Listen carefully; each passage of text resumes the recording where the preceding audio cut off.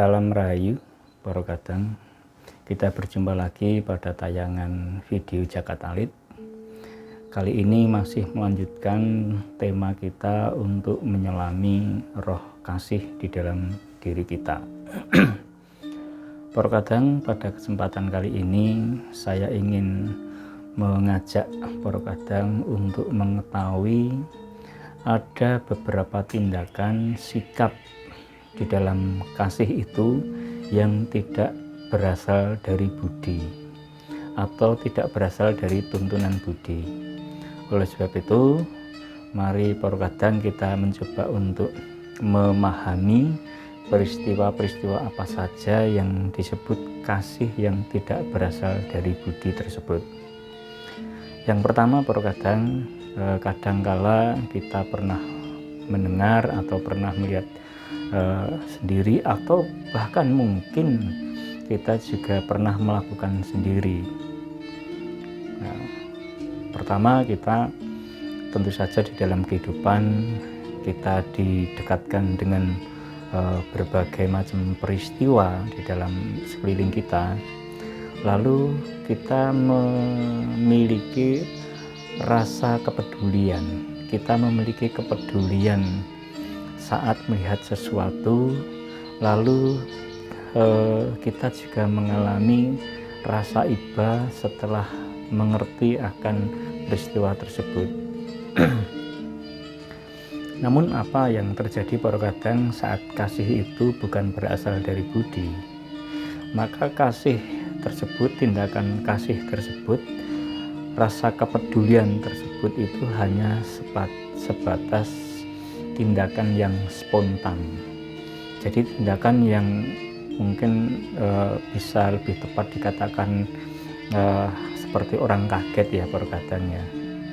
Tetapi kepedulian ini akan cepat mereda, akan cepat surut dan akan menjadi hilang saat kita ditimpa dengan peristiwa-peristiwa yang lain. Sehingga akhirnya apa? Kepedulian ini tidak membuahkan tindakan-tindakan nyata. Nah, ini kadangkala kita juga sering mengetahui di kehidupan kita sehari-hari. Misalnya kita melihat orang pengemis misalnya, atau orang pengamen yang mungkin keadaannya sungguh mengenaskan. Jadi kita hanya spontan dek ya, di dalam hati kita itu merasa iba, merasa ingin berbuat sesuatu, dan ini wujud kepedulian. Tetapi pada saat kita melihat, ya akhirnya hanya melihat saja, tidak ada reaksi apapun di dalam tindakan kita, tidak ada rencana apapun di dalam kepedulian kita itu, ya hanya lewat saja. Jadi ini yang saya maksudkan dengan kepedulian yang spontan, kepedulian yang tidak membuahkan tindakan. Ini tentu saja sebuah peristiwa di dalam diri kita yang bisa dimaknai bahwa ini adalah kasih yang bukan berasal dari budi kita. Sebab kalau kasih itu berasal dari budi, kadang tentu saja kepedulian panjenengan semua akan selalu didorong, akan selalu diarahkan untuk mewujudkan apapun tindakannya. Dan juga di dalam tindakan tersebut, budi tidak pernah memaksa kita untuk memberikan secara berlebihan, tetapi hanya sekedar sapaan, hanya sekedar saran, itu jauh lebih baik daripada hanya peduli tetapi tidak melakukan apapun. Nah, ini kepedulian yang kita rasakan akhirnya juga tidak membuahkan tindakan. Ini disebabkan dari kasih yang bukan berasal dari budi. Lalu berasal dari mana para kadang? Ya tentu saja berasal dari ego kita, berasal dari pikiran-pikiran kita yang mungkin tidak mapan. Nah, jadi itu yang pertama mengenai kepedulian. Lalu ada juga jadi peristiwa kasih ini, kepedulian ini yang tidak berasal dari budi ditunjukkan dengan adanya apa ya, rasa kepeduliannya begitu kuat perkataan melihat peristiwa tersebut, tetapi pada saat ingin melakukan sesuatu dan kita menyadari bahwa ini harus ada biayanya, harus ada ongkosnya, harus ada sesuatu yang untuk mendukung dan sebagai sarana, maka ini menjadi pertimbangan yang berat ya, menjadi sebuah sikap di mana kepedulian itu bisa juga tidak jadi dilaksanakan hanya karena apa? Mempertimbangkan untung dan rugi. Nah, ini jadi kalau dari tuntunan budi tentu saja sekecil apapun bantuan kita, entah itu hanya wujudnya saran, itu adalah tindakan nyata. Tetapi kadangkala kita memiliki rasa kepedulian yang tinggi, tetapi begitu sadar bahwa untuk mewujudkan tindakan tersebut harus mengeluarkan biaya, maka akan menjadi batal tindakan tersebut dan sudah akhirnya melupakan. Itu ciri-ciri ya sikap roh kasih yang tidak berasal atau tidak dituntun oleh budi. Nah, yang lainnya juga gini perkataan. Jadi kita juga sering mengalami kepedulian yang begitu tinggi. Kita juga mengalami suatu dorongan yang luar biasa, dan kita kadang untuk mewujudkan kepedulian ini kita mengandalkan orang lain. Artinya kita hanya bermodalkan kepedulian saja ya. Kita hanya bermodalkan kepedulian, lalu tindakan itu yang melaksanakan orang lain. Kita yang menyuruh orang lain untuk menindaklanjuti. Nah, ini peristiwa aneh. Jadi peristiwa dari roh kasih di dalam sebuah peristiwa, tindakannya malah justru diperintahkan kepada orang lain. Nah, orang-orang semacam ini adalah orang-orang yang hanya mengandalkan kedermawanan orang lain saja perkataan. Jadi dia selalu peduli, tetapi untuk menolong secara langsung dia tidak pernah melakukan, tetapi malah justru mereka mendorong orang lain untuk ikut terlibat dan untuk ikut bermodal di sana. Nah, inilah yang menjadi tidak baik, karena ini sangat-sangat berlawanan dengan tuntunan budi. Nah, berulang kali sudah saya sampaikan bahwa budi Gusti itu tidak menuntut kita untuk memberikan kepada orang lain secara berlebihan, tetapi yang dibutuhkan adalah keikhlasan. Maka saat kita peduli di dalam peristiwa roh kasih ini terhadap kejadian, maka kita hanya mengandalkan orang lain ya untuk bisa mengentaskan keadaan, untuk membantu orang lain. Ya, ini tidak bisa disebut dari buah roh kasih ya.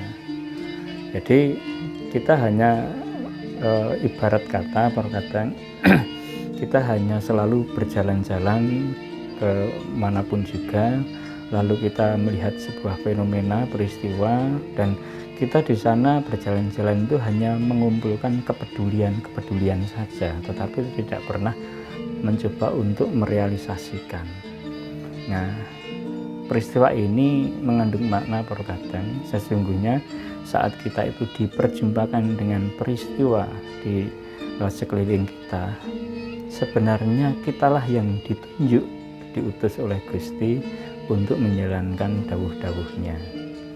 Namun saat peristiwa ini kita dapati, lalu justru kita hanya mengumpulkan kepedulian dan tindakannya itu justru yang mewujudkan orang lain, tentu saja kita menjadi pribadi di dalam melaku rohani yang tidak tepat, tidak sesuai dengan kehendak Gusti.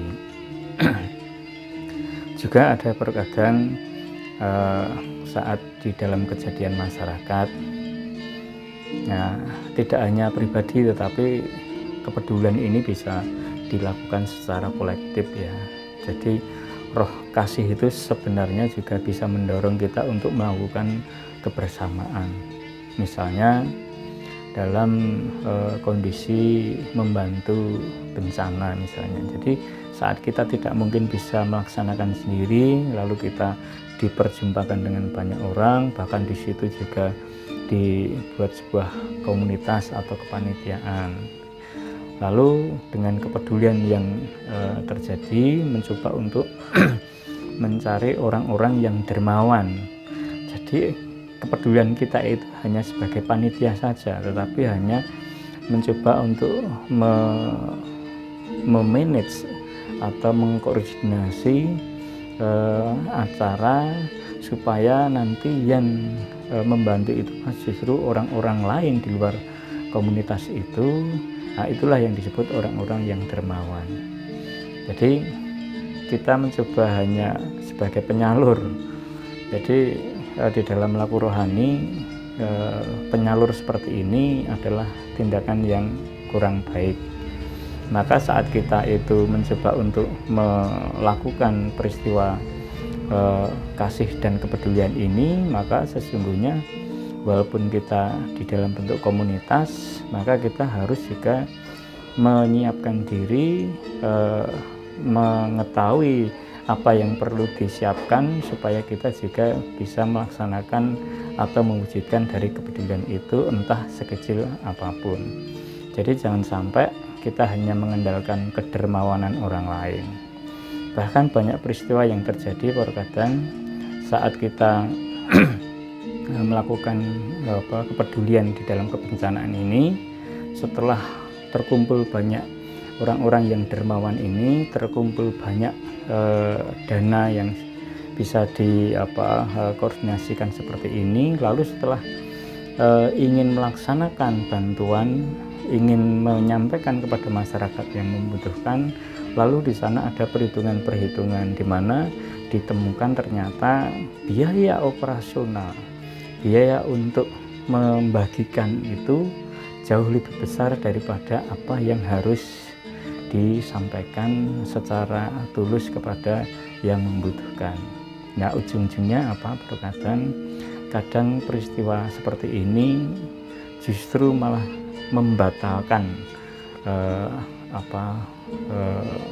acara untuk berbagi tersebut. Karena apa? Ternyata timpang di dalam perencanaan, di mana saat ingin membantu menyalurkan, ternyata setelah dihitung-hitung biaya operasionalnya, biaya jasanya untuk menuju ke tempat orang-orang yang membutuhkan itu ternyata cukup tinggi. Nah, karena kita ini juga tidak dipahamkan dari roh kasih yang sesungguhnya, maka bisa juga di dalam perencanaan seperti ini menganggap bahwa kita maunya itu membantu, tapi kalau seperti ini bisa rugi. Nah, jadi kadang roh kasih yang berasal dari budi ini itu mendorong kita untuk bertanggung jawab di dalam tindakan kita, untuk selalu dan konsekuen di dalam merealisasi dari kepedulian kita.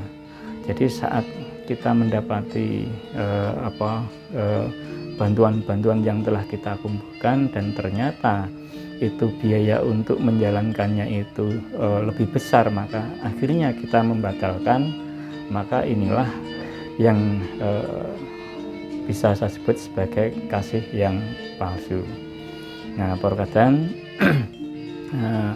itulah yang membedakan bagaimana ada kasih yang berasal dari budi, ada yang kasih yang tidak berasal dari budi.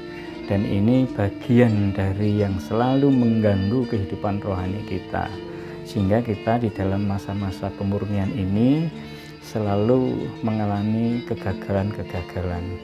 Maka saya menyarankan kepada panjenengan, kembalilah kepada budi, agar setiap kepedulian panjenengan itu bisa dilaksanakan secara tulus dan panjenengan bisa memahami di dalam kepedulian itu tidak harus memberikan secara berlebihan.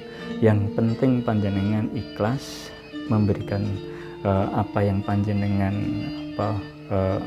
siapkan, dan semuanya itu sudah selesai, artinya panjenengan sudah bisa mewujudkan tindakan, dan itulah yang dikehendaki oleh Gusti di dalam kehidupan kita masing-masing. Begitu para kadang, matur nuwun panjenengan sudah kersa nyimak, dan semoga kita berjumpa lagi pada tayangan berikutnya. Matur nuwun, rahayu.